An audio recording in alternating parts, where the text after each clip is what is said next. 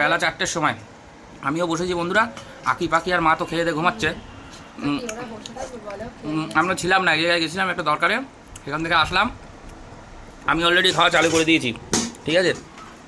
কী কী দিয়ে খাওয়া হচ্ছে? রান্না হয়েছে 4 রকম, 2 রকম মাছ রান্না হয়েছে, 4 রকম রেসিপি হয়েছে। প্রথমে আজকে পাট শাক ঝোল হয়নি, পাট শাক ভাজা, এটা পাট শাক ভাজা, পেঁয়াজ দিয়ে শুকনো লঙ্কা ফোড়ন দিয়ে পাট শাক ভাজা। তারপরে কাঁচা কুমড়ো দিয়ে ট্যাংরা মাছ, অল্প কটা ট্যাংরা মাছ দিয়ে একদম পেটে ডিম ভর্তি হয়েছে, কারণ অনেক কটাই ট্যাংরা মাছ ছিল।